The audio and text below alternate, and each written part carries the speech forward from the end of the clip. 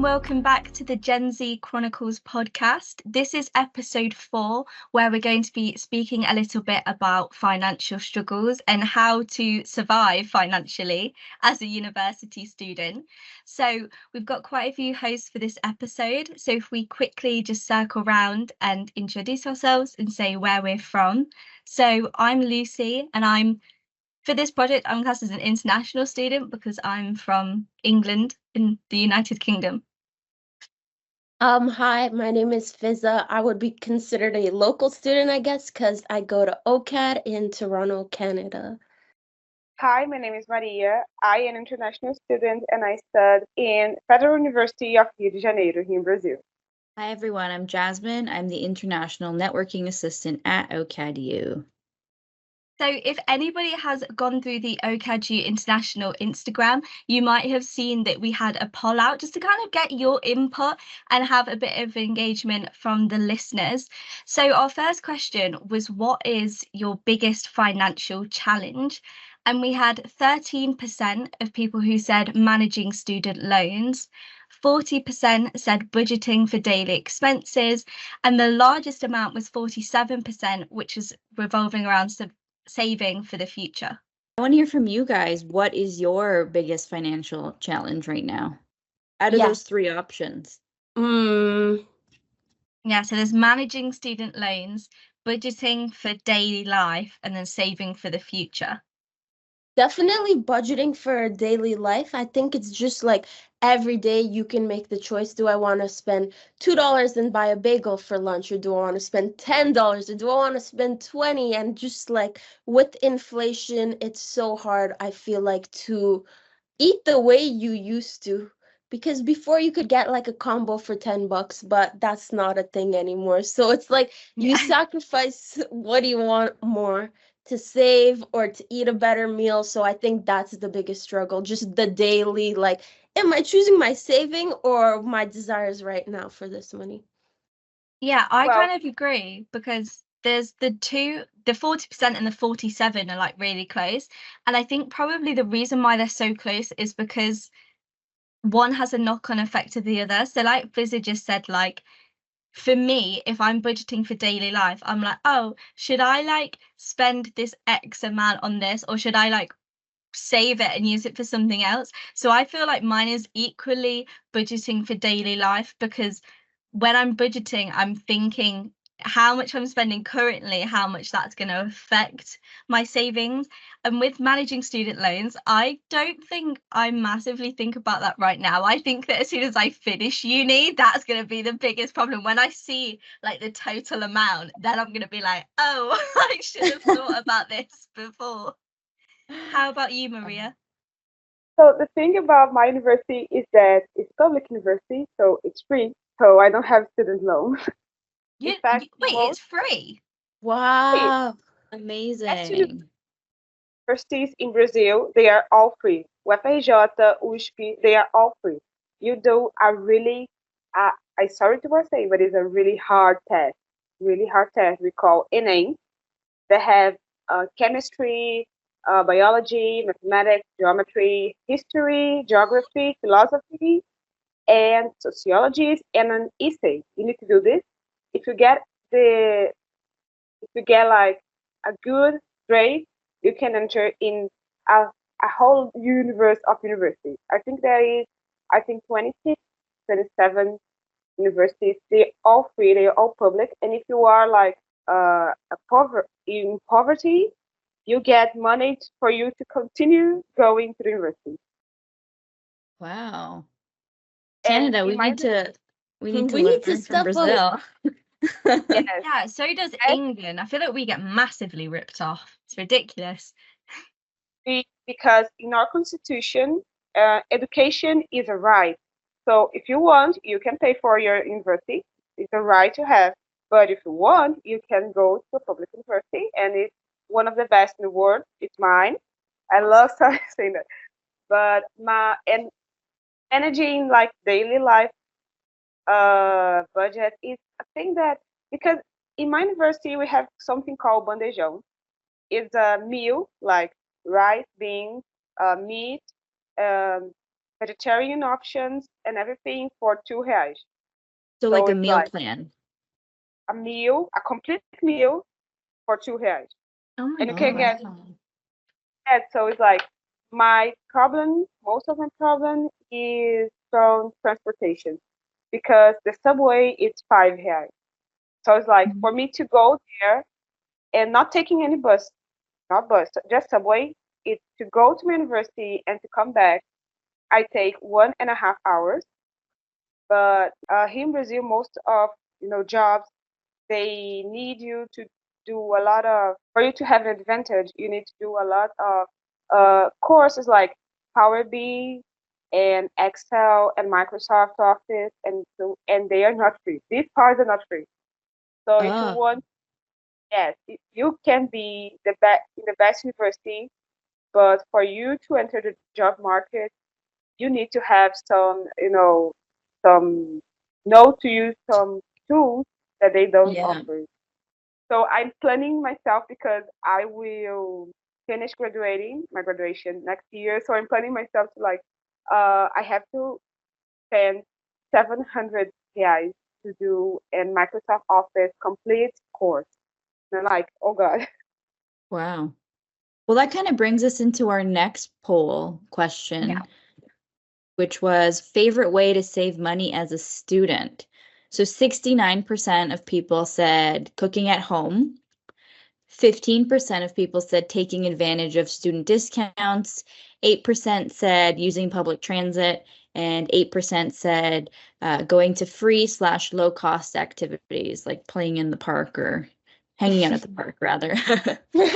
That sounded so cute, playing at the park. So, what are your favorite ways of saving money as students? I hear cooking at home is definitely a popular one. Yeah, I think I would agree cooking at home, but I think it depends as to what your priorities are. So, for example, like someone's priorities may be like they want to be like really fit and healthy. So then I think cooking at home would be like the best. But if someone's quite like a social person, maybe kind of the element of going out to eat and going out to do so is kind of in their priority. But I think for me, the biggest thing is like cooking at home. And I think it's partially because I really enjoy cooking anyway. So it's kind of like a two in one, like it's kind of helping me save money and it's something I actually enjoy doing as well. So I would kind of agree with the majority. That's a good way to look at it. Fizza. I don't know if I'm allowed to disagree, but public transit is so expensive, like the train in Canada. I guess I'm going pretty far, but like to get to school, I feel like it's like $8 there, $8 back. And then sometimes I'm there like, should I even pay? Like I could get the combo for my meal. But It is. yeah, 100% I would just say Hmm. I want to say cooking at home, which I used to do a lot when I lived at alone, and that would help so much. Like I would have spent like 3 times or more the amount of food if I ate out more. But now that I live with my family, I would say not at all that because if I'm cooking at home for me, I have to cook for like a family of 7. So then I'm like, okay, snacks, and I'll just wait till dinner. So Nice. Lisa, let Maria? me Maria? ask you, I wanted to ask you a question because public transportation here in there in Canada is like is it's up to the gas price. Like in Brazil, the gas price is higher than the public transportation, even being like expensive, it's still higher. So is there the same thing there in Canada? So, good question. I mean, I think public transit is the cheaper option to like driving for Yeah, for sure. sure. It's just that, it maybe takes like double the time sometimes. I would say with the train, like the GO train, that's definitely faster to get into Toronto than it would be to drive to Toronto from like where I live in Hamilton, because it's quite a drive and there's lots of traffic. So yeah, public transit is usually the more affordable option than driving, even though gas is quite expensive.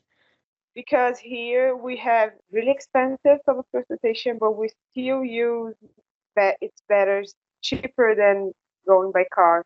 And we have a lot of, transit, traffic and things like that. So Mm-hmm.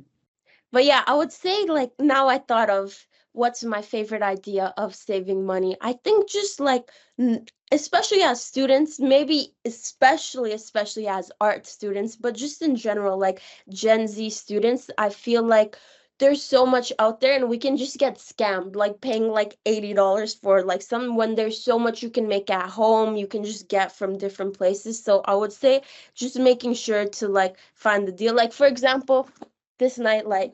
This is like $100, but I got it at some random warehouse that sells like Amazon and Walmart returns, and so it was only $10, and like it works perfectly. And I'm like, imagine all these things add up, like it goes such a long way. So most definitely, you can still have an amazing life on a budget. Like there's thrifting, there's making things homemade, arts and craft, decorations. So Facebook Marketplace, all these things. Like, don't think you need to buy everything brand new from the shop because everyone still has like their loopholes and everything. That's a good point. That's actually bringing us into our second segment, strategies for financial well-being. The top tip on here, which is track your expenses and keep a record of all your spending to understand where your money goes, which is so funny to read because when we were talking about finances, I was literally getting up kind of what I do for my financing. So I literally have like a table where I track like every single thing I buy. So I have what it was, the category of what it comes out of, whether that was like food, hygiene, transport, gifts, an emergency, a subscription. I then have the shop it came from, the cost, the day I brought it, the banking account it came from, and then within my accounts, I've got like little sub accounts of like, this is the money that I get from my job, this is the money I get from my student loans, which when I tell people, they're like, oh my God, I'm so like financially unstable for someone who does that because it's not like I struggle for money, but it's like, I think it's so great tracking your expenses, but sometimes it can get like unhealthy. Like one point where I was like just double checking it and making sure that everything was accurate. And I think I was like £3 under, and I like really stressed because I was like, oh my God, I was like, what did I like miss out? And then I was getting so overwhelmed thinking like, oh my God, I've tracked it wrong. And then when I thought about it, I was like, it's like $3. Do you know what I mean? Like it's not that big of a deal. So I would say that definitely tracking your expenses is good. But like, is that an app that you're using or? So I use like it looks Notion. like a spreadsheet. Is it a spreadsheet? I use Notion, which like I don't know if anyone's like heard of it. It's kind of just like you can literally do anything on there. So then I made like a little finance page that I then have the spreadsheet on because I've tried apps, where there'll be apps and stuff, but it's like my problem with apps was they will build categories for you, and it's like, let's say Tesco as like a shop, anything you bought from Tesco, it'll put into like the category of like food shopping.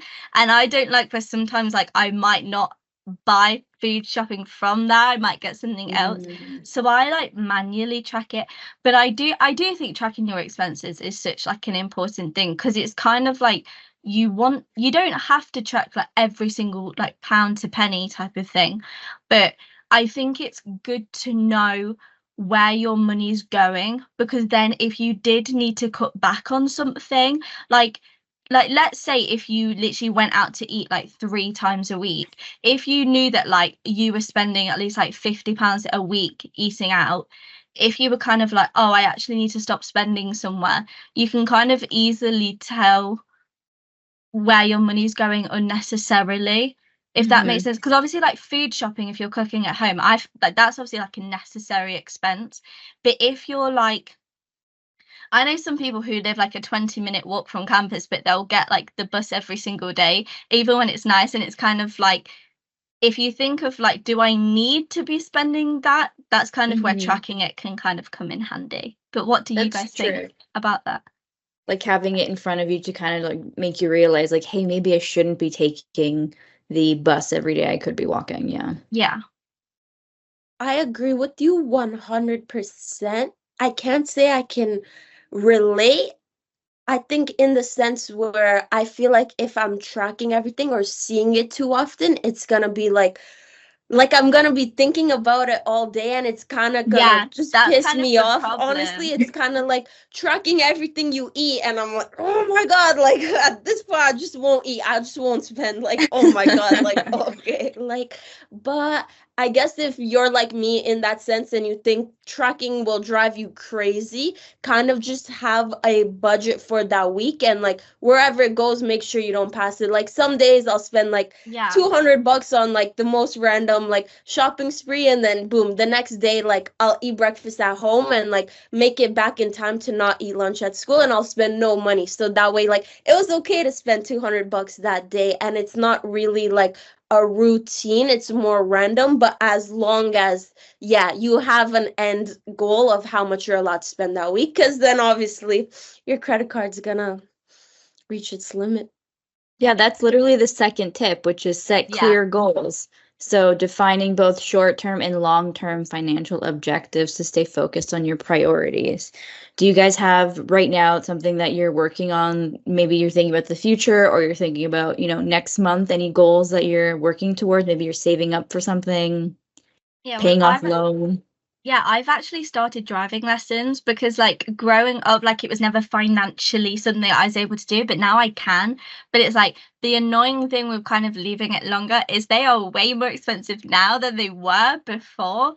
Like, really? I think, but I don't, that's the thing. I don't want to say something because then if it makes like the UK sound really cheap, but like when everyone I knew was doing driving lessons when they were like 16, I think it was like £15 a lesson, like around that, which is like really good. But now I'm paying about 36 like per lesson. So I'm paying A like lot. double, It's like 50 double. bucks.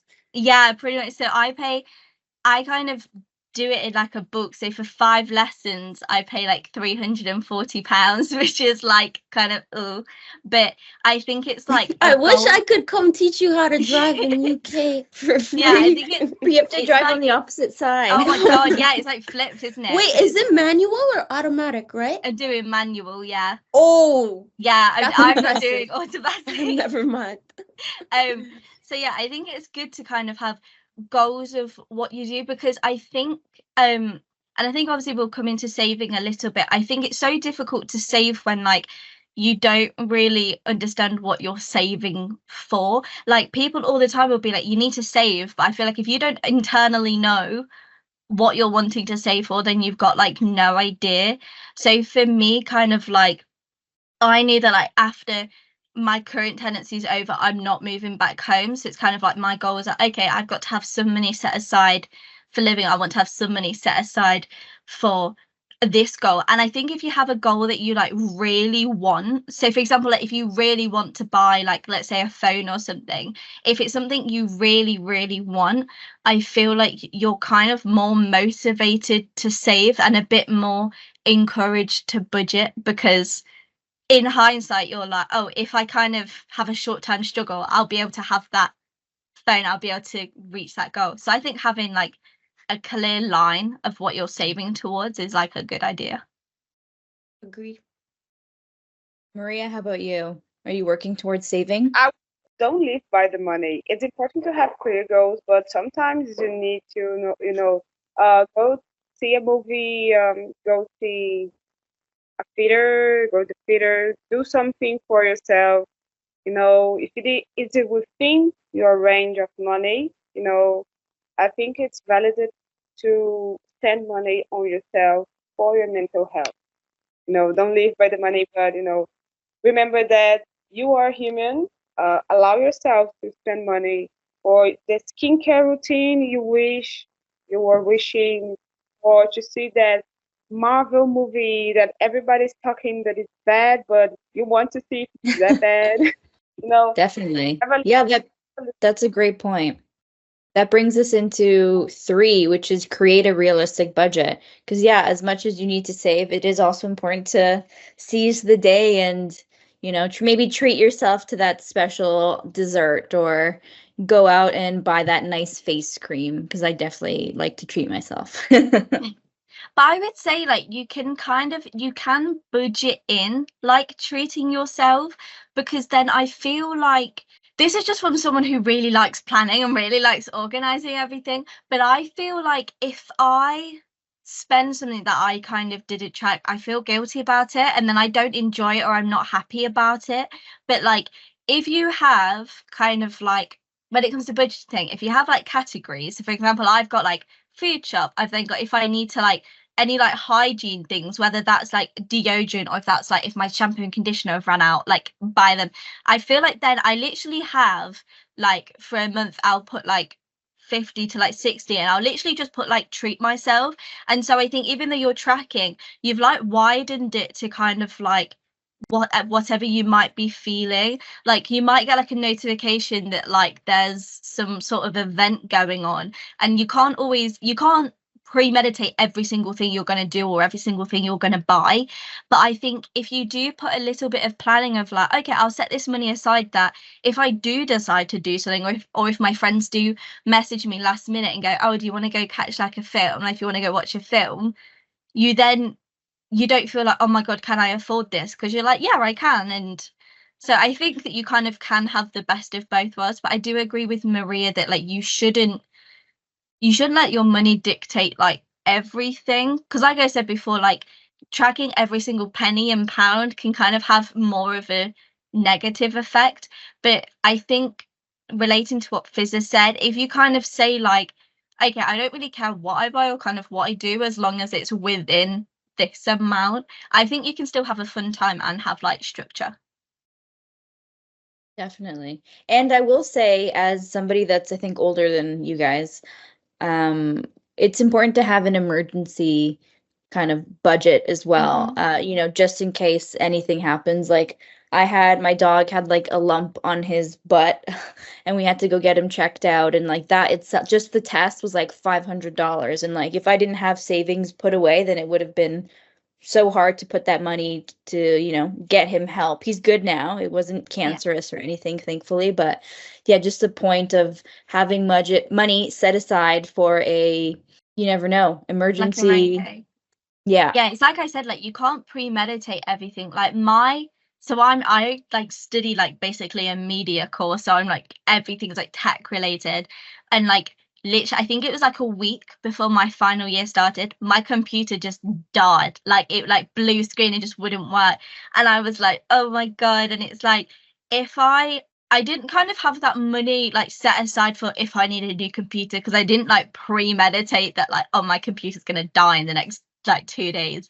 But it's important to kind of have that like miscellaneous money, because it's like, even if it's something like, oh, your computer breaks, or even if it's like, your shoes, like something breaks with your shoes, like you don't know what it's going to be, but it's kind of just a bit like relieving to have. It's like money that you don't really think about, but it's good to not think about it until you need it, because you can't plan for every sort of inconvenience, because that's kind of why it's called an inconvenience, because you can't prepare for it. Well, exactly. This way you can prepare as much as you can do.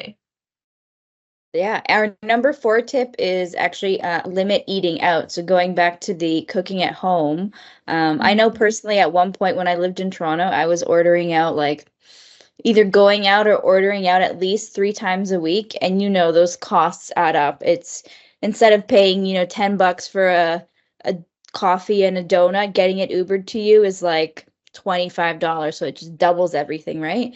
Yeah. So I've set my own goal of only spending money to go out to eat once a week. And sometimes, maybe it'll be twice a week, but just like kind of giving myself that rule has really helped. Yeah, I think for me, I don't really like eat out very much, but I will like quite often literally get like a coffee or something when I'm out or something like that.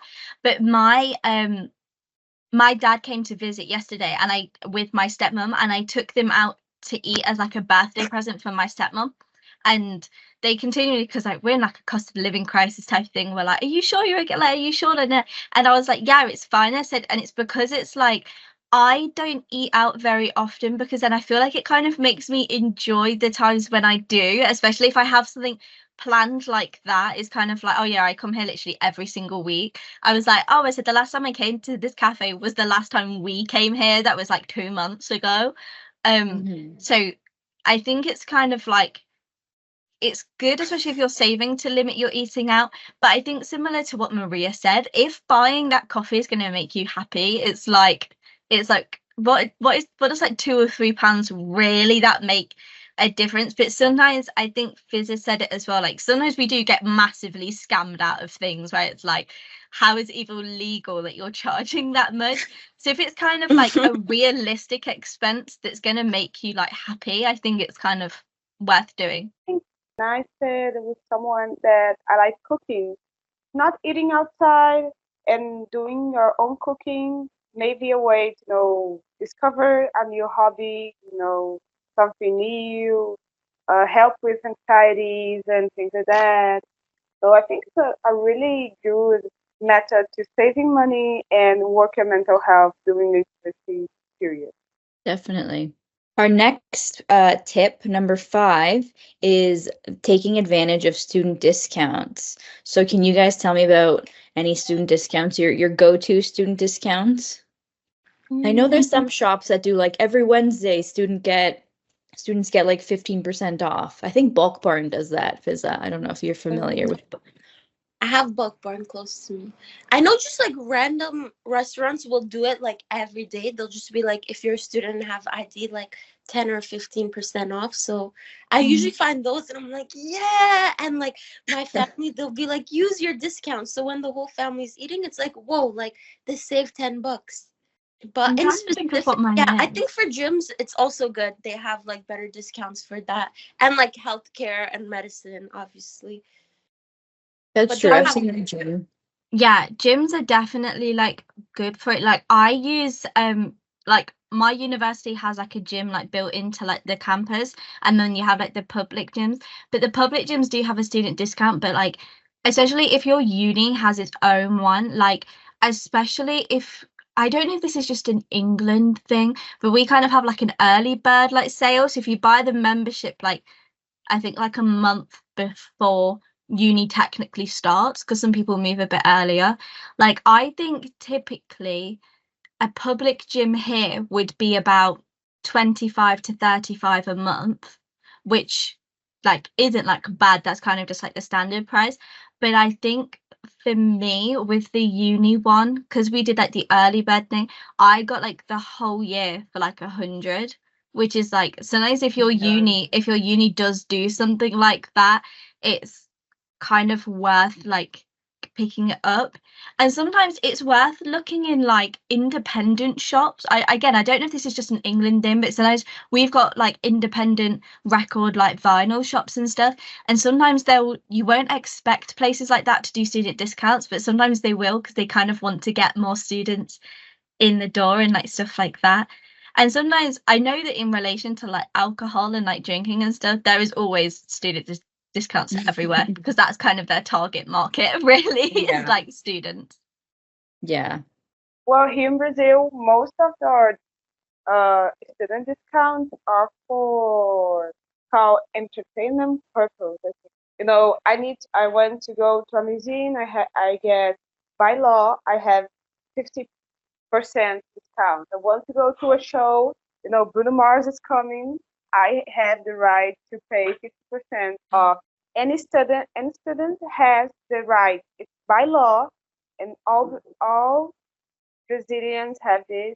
If you are older than 60 years, if you are a student or have any deficiency, have anything that impairment, physical or impairment, you have the right to get 50% of any entertainment show.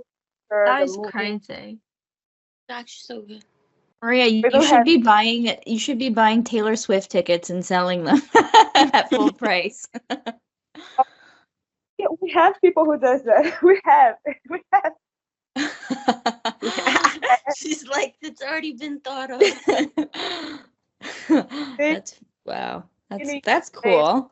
There are people who like, they bought CPF, the registration number. they buy your registration number so they can use to buy the discount ticket so they can resell it in the day with like 3 times the price. Wow. Damn. I mean, I wish we had that here. I'm not a student anymore, but that would be awesome to get like 50% God, off I am a concert student tickets. and I wish we had that. We do not have that. Okay, Yeah, our number 7 tip, we've already talked about it. Use public transportation or carpooling. Good point. Number 8, this one's one I think we probably all face, is avoiding impulse purchases. 100%. Not even just an impulse purchase, just to do something impulsively is kind of without really logically thinking about it or thinking about the reason why you're doing something.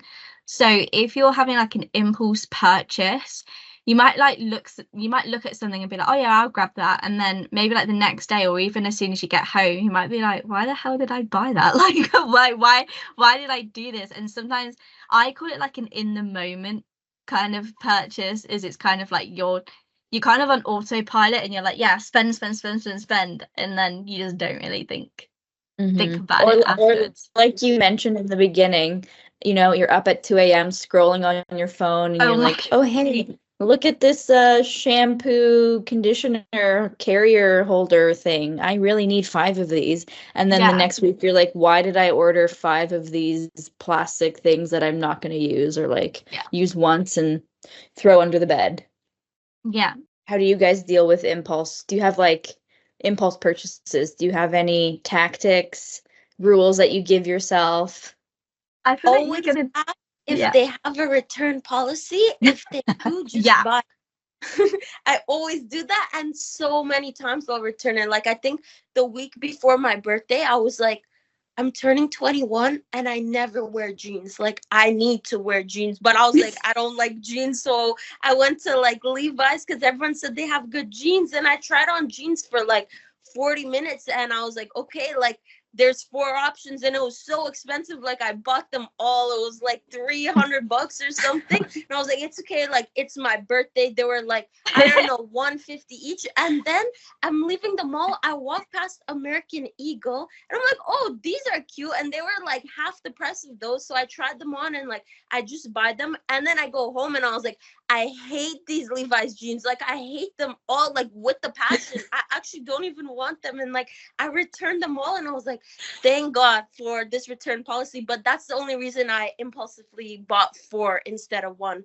Because I was just like, good point. It gives you the time to, sometimes in the moment, I feel like, I don't know if you're like me, there's just too much adrenaline and you want to so bad. And you're like, okay, it's just the action of tapping the card. Like I can do it, for all this excitement. But yeah, definitely make sure they have a return policy, not an exchange policy, because then you're going to just buy more. Yeah. My tip is so I've got I don't do it every single time because sometimes it's difficult to control an impulse buy because it's the whole point of an impulse buy. But I have things written down where I'm like, have I thought about it for at least 2 weeks? Like, yes or no? Do I already own something similar? Is buying it worth prohibiting my progress to my next financial goal? How long would I have to work in order to pay it off? Can I be happy without it? And is this the best way for me to get it? So similar to what Viz said about if you see something, it's like £100, it's like, well, could I get it? If I really want it that badly, is this the most cost efficient way I could get it? So I try to use that list to consider things, but I think I normally use it if it's something a bit more expensive. It's kind of something that sometimes I actually have to consider it. But I unhealthily use girl math an unbelievable amount of times. I'll be here where I'm like, okay, this jacket is £60, and I'm like, that's £1 a wear for 60 days, and I'll wear this way more than 60 days, so it's basically free. That's literally I do this all the time. It's ridiculous. I'll be in the shop trying to work out on average how many days I would wear it, and then I'm like, if anything, this is the most cost efficient way to think about it. Maria, do you have any examples of impulse purchases or tips for avoiding impulse purchases? I have my example because I do impulsive purchase with food. Okay, it's really hot. In my defense, it's really hot here. So sometimes, oh, maybe a little ice cream will make this go away. Mm-hmm. But one during the day, it's almost. I think in 10 days I get to spend 30 reais in ice cream. So oh god. So Yeah, what I that's not do, good. yes. So what I do most of the time with food is I always bought a snack from home that is less expensive. So, for example, sometimes I'm in the street and I'm like, oh, I want to eat something. Oh, I can go to McDonald's to eat, French fries. It's not gonna be make me less richer. I usually have some. No, I have to control myself and say no. I will not eat today because I have food in my backpack. So I'll eat my food. If I'm still hungry, then I will buy it. So that's what I use. Mm. I always bought some things from home. Some, Mm-hmm. uh, what is it called name? Huffles. Do you know Huffles? What's it called? Huffles. It's that chip. I remember the name, chip. You know, We have uh, Ruffles. Oh, Ruffles. Is it? yes. The potato chip. Yeah, yeah. Yes, I usually buy them because when you go to, there is a really big market, we call it Mercadão de Madureira, that sell things like really cheap. So I usually buy like a big package with 30, little packets inside for 10 reais. And then every day I go and put one in my backpack. So if I'm hungry, I have things. That's what I do with my food. That's kind of like there's a store called Costco I don't know if it's in the Oh my UK, but in God, North I America. love Costco. Is there Costco in the UK? Yeah. So it's like buying just big packages of things. Like you said, if I bought a big bag of chips, that bag of chips could last me a month, really, if you wanted to. No, But but then yeah, I buy bulk versions of things I didn't even think about. Like I'm just I there, know. and the people with the samples will be like, "Hey, try this," and I'm like, "I've literally never heard of this in my life." But yeah, I'll buy like a 60 pack of this, and then it's like I've got nowhere to even put it. So I like Yeah. going to Costco to browse, and then I go home. I I swear Costco's every like a time I day go to trip for me. It's yeah. like fun. I'm like, oh my God, yeah, I'll happily go to Costco. Every time I go to Costco, I spend way too much money. It's like I go in for one thing and I come out with a shopping cart full of things, but yeah. Literally in England, the biggest flex is going, I have a Costco membership. Like literally saying like I'm a member at Costco. Oh my God, the people who are like a gold member as well, like people who are gold members will always find a way to bring up that they're a gold member at Costco. It's completely different. When you have the opportunity, the listeners and you guys search in the Google, Madureira, Madu- Madureira. Madureira. Let me write it. yeah, You send need it to in the see chat. how they send it. Okay. Here. You search for that. It's like giant market, but it's not one shop. It's like thousands, thousands of stores, and they sell everything you can think of. Candies, they have it, and spices, they have it. Plastic cups, plastic, plates, they have it, and they are all different Oh. animals. They have it, like chickens and you know, uh, it's Cool. crazy, really It crazy. If you looks have the it in Hamilton, there's like a farmer's market. It kind of looks like a big kind of market pretty much that sells a bit of everything. Very cool. So as we come to the final bit of the episode, I think it might be good if we speak about maybe just like our biggest bit of advice for staying financially stable, like specifically as a uni student and uni students going through a cost of living crisis. So like Fizza, do you maybe want to start first?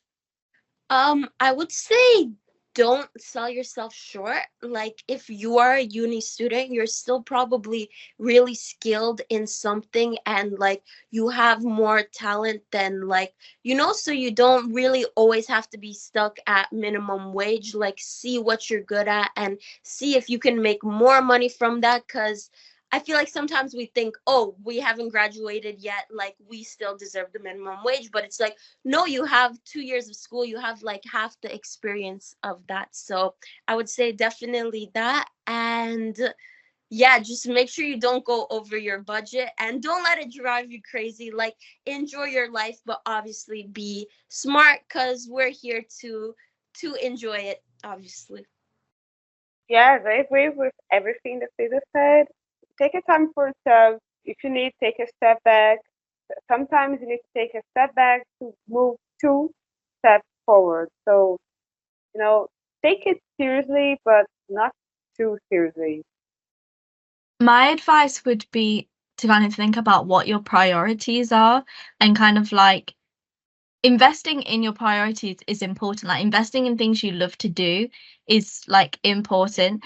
You can still be structured while having flexibility and like leniency with things, but it's like not to take everything so seriously, because like money is fluid. Like it's gonna come and go, and there's gonna be months where you'll make more money, whether that's through like having a job or like if you randomly sell some clothes. It's like it's good to be structured, but kind of don't let everything fall apart if you slightly one month go over something, because everything will work itself out in the end. Definitely. My last bit of advice is to add on to that, have again an emergency fund. Maybe you need like a physical piggy bank and you can just add change that you've had from the end of the day. And gradually all of that adds up, and just like having just the littlest amount as a backup is helpful. So emergency funds, start ASAP. And yeah, and cashback. I don't know if this is just like, do you guys have that in like Canada and Like when it rounds up and then saves the yeah, change. Yeah, I yeah, have that literally on my banking. having that set up in your like bank account is like, I have no idea how to do it. I think my stepbrother did it for me, but I kind of sometimes treat that as my emergency fund. Yeah, every little bit adds up. Yeah, so a huge thank you to everyone who's listening. We hope that like our advice has been somewhat helpful. Maybe we might have like saved somebody financially. So yeah, I feel like if you make sure that you're looking at the Okaju International Instagram page, we'll have like some polls and stuff relating to what our next episodes will be. And our next episode is kind of going to be a bit of a big one. It's like social and mental health issues, which I think everyone's had such a variety of experiences. So I mean, if you want to have your tip or any sort of engagement with the polls, make sure you head over the Instagram. But yeah, a huge thank you for coming and joining us on sunnier days. Now it's not as rainy, but yeah, a huge thank you.